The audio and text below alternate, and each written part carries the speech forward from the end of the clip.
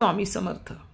स्वामी भक्त हो, तुम्हाला नेहमीच मी स्वामींचे त्यांच्या भक्तांना आलेले अनुभव किती सुंदर आणि किती कसे येतात हे नेहमीच सांगत असते.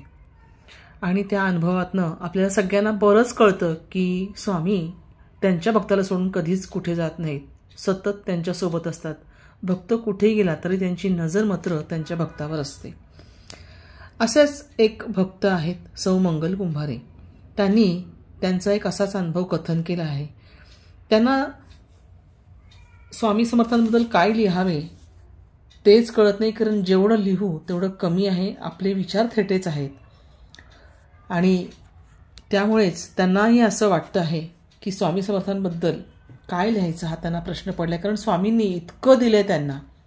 अर्थातच सगळ्या भक्तांना भरभरून ते देतात, परंतु आपण जसं लहान मूल असतं ना, आईजवळ हट्ट पुरवून घेतं आईकडून, तसंच स्वामींच्या जवळ आपण ते मागावं आणि त्यांनी देऊ नये असं कधी झालंच नाही.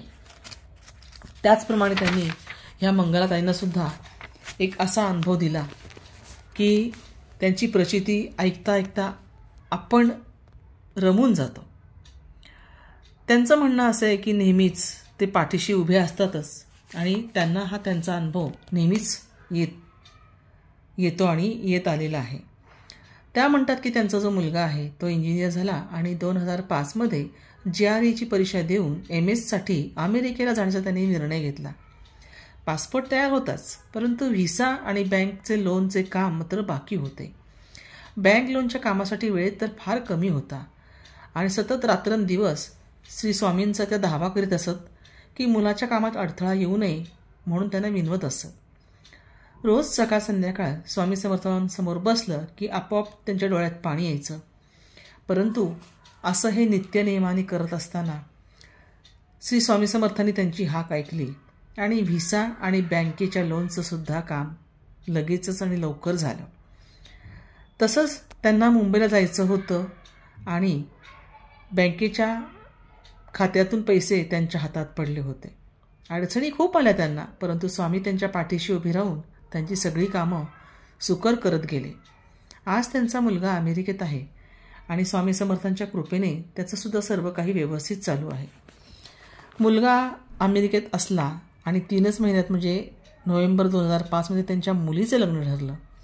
पाहुण्यांनी जी तारीख काढली होती त्या तारखेनुसार त्यांचं लग्न करणं होतं, परंतु त्यांची आर्थिक परिस्थिती मात्र खूपच बेताची होती, म्हणून त्या ताईंना खूप दडपण आलं होतं. इतका पैसा कुठून आणायचा, घरात त्या एकट्याच करत्या होत्या आणि बँकेचं कर्ज एवढ्या लवकर मिळेल असं त्यांना अजिबात वाटत नव्हतं.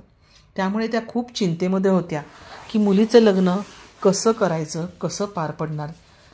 कारण लग्न करायचं म्हणलं तरीसुद्धा लग्नासाठी खूप सारा खर्च येतो आणि तो खर्च कसा भागवायचा, एकटीच्या ह्याच्यातनं इन्कममधनं मिळकतीमधून कसं होणार अशी त्यांना फार चिंता होती.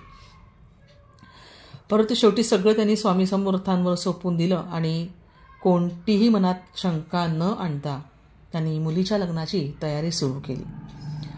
सगळ्यात आश्चर्य म्हणजे हे की जवळ एकही पैसा नसताना मुलीच्या लग्नापर्यंत जवळजवळ 3 लाखांची सोय झाली आणि लग्नसुद्धा अगदी व्यवस्थित पार पडलं. ही सर्व स्वामींचीच कृपा. एक दिवस काय झालं होतं की सर्व कामं आटपून त्या झोपल्या होत्या. त्यांना झोपही अगदी शांत लागली होती. साधारणपणे पहाटेचे 4 वाजले असतील आणि त्यांना स्वप्न पडलं होतं. स्वप्नात स्वतः स्वामी त्यांच्यासमोर बसलेले होते. जसे आपण फोटोत किंवा मूर्तीत पाहतो ना, अगदी तेच रूप साक्षात त्यांना समोर दिसत होतं. आणि आजूबाजूला लोकंसुद्धा बसले होते, साधू लोक बसले होते. त्या झोपेतून जाग्या झाल्या आणि त्यांना जाणवलं की आपल्याला पात्रता नसतानासुद्धा श्री स्वामी समर्थांनी स्वप्नामध्ये येऊन दर्शन दिलं. ह्यापेक्षा आणखीन भाग्याचा क्षण कोणता, खरंच त्यांना असा प्रश्न पडला. परंतु ज्यांना स्वामींचं दर्शन घडतं ते खूपच भाग्यवान असतात. भक्त हो, इथे मी एक माझा आलेला अनुभवसुद्धा कथन केला होता. मी स्वामींना म्हणायचे की तुम्ही मला तुमच्या पादुकांचं दर्शन द्या. आणि तुम्हाला सांगते, एक दिवस खूप दिवस प्रार्थना करत होते आणि एक दिवस खरोखरच स्वामींनी मला त्यांच्या पादुकांचं दर्शन दिलं अगदी पूर्ण मोठं ब्रह्मांड आपण स्वरूप जे म्हणतो तशा स्वरूपात दर्शन दिलं होतं. म्हणून म्हटलं की ज्यांना स्वामींचं दर्शन होतं ते अतिशय भाग्यवान असतात. मी सुद्धा अशीच भाग्यवान बरं का. स्वामींनी मला त्यांच्या पादुकांचं दर्शन दिलं होतं. तर असं दर्शन त्यांना स्वप्नात त्यांनी दिलं होतं. त्यामुळे त्या स्वतःला खूप भाग्यवान समजत होत्या. त्यांनी उठल्याबरोबर स्वामी समर्थांना नमस्कार केला. तो संकेत कशाचा होता ते काही त्यांना कळलं नाही. परंतु पुढे लवकरच ध्यानीमनी नसतानासुद्धा दक्षिण भारत यात्रेची त्यांना व्यवस्था त्यांची झाली आणि दक्षिण भारत यात्रासुद्धा अगदी निसंकोचपणे निशंकपणे पार पडली. आणि हे सगळं स्वामींची शक्ती पाठीशी आहे म्हणूनच झालं असं त्यांना अगदी मनोमन वाटतं. आणि ते खरं पण आहे. प्रत्येक अडचणीच्या वेळेलासुद्धा त्या त्यांची गाऱ्हाणे स्वामींना सांगतात आणि अहोरात्र स्वामी पाठीशी त्यांच्या उभे राहतात न थकता. भक्तांसाठी देव धावून येतच असतो हो.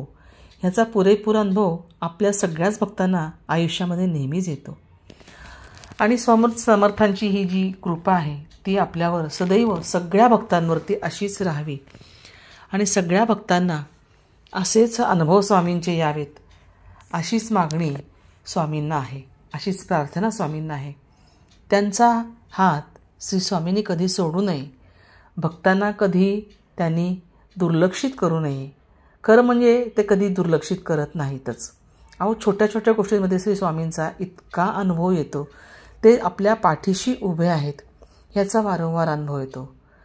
मी तर नेहमीच बाहेर घराच्या जाताना स्वामींना म्हणत असते की स्वामी मी जाऊन येते बरं का. म्हणजे स्वामींनाही माहीत असलं पाहिजे की आपण कुठं जातो. माहीतच असतं त्यांना.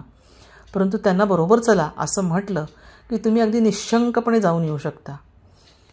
स्वामी भक्त हो, आपण स्वामींची सेवा करण्यामध्ये फक्त तारक मंत्र आणि स्वामी नामजप एवढं जरी केलं तरी खूप फायदा होतो. तुम्हाला हा व्हिडिओ आवडला असेल तर नक्की एक लाईक करा.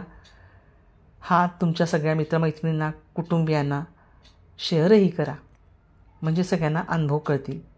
तसेच तुम्ही जर नवीन असाल या चॅनलवर तर सबस्क्राईब करा आणि शेजारच्या बेल आयकॉनवर क्लिक करा म्हणजे तुम्हाला असेच नवनवीन व्हिडिओ स्वामींच्या माहितीबाबत आणि अनुभवांबाबत मिळत राहतील. धन्यवाद. श्री स्वामी समर्थ.